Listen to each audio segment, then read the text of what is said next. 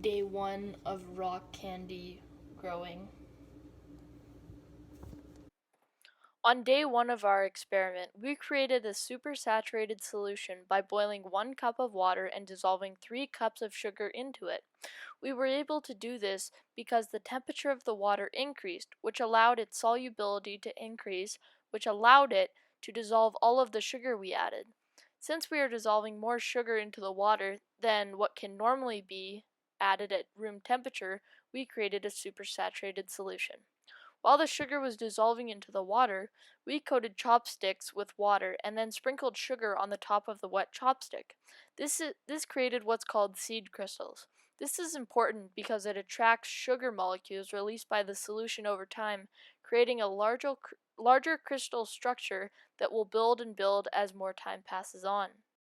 After that, we added our supersaturated solution into a glass and dangled the chopsticks over with the seed crystals over the glasses with clothespins. As time goes on, the solution will give off sugar that will then attach to the previous made seed crystals.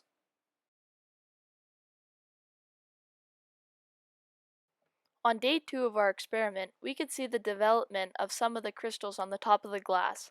The solution solubility is decreasing and a sugar precipitate is seen being formed on the stick and the top of the glass.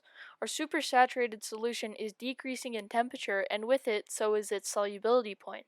Since there is more sugar dissolved in the solution than what can normally be dissolved inside of it at room temperature, the sucrose molecules are making their way into a solid crystalline shape.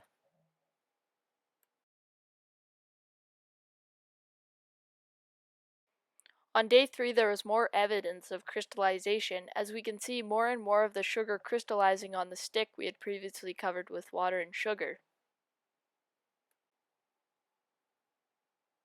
On day 4, there was a lot of growth with the crystals inside of the solution.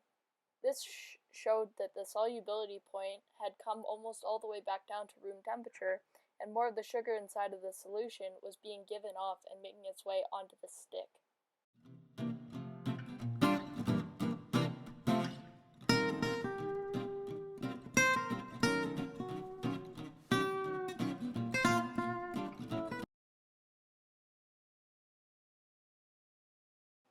On day 5 of the experiment, we took the rock candy out of the glass and saw how the solution we had created was able to produce a crystalline structure around the stick we had put into the solution previously.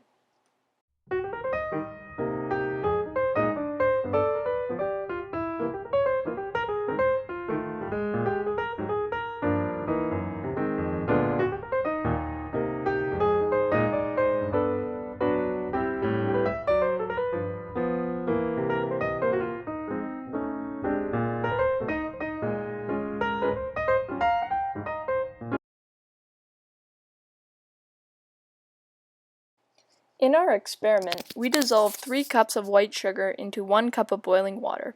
We were able to do this because the water's temperature increased, which allowed its solubility to increase. This then allowed it to dissolve all the sugar we added. Since we are dissolving more sugar into the water than what can typically be dissolved at room temperature, we created a supersaturated solution. After we put our stick into the supersaturated solution, over time, that solution will cool back down to room temperature. As the temperature decreases, so will the solubility of the water. This will then lead to the sugar inside the solution forming a solid crystal precipitate.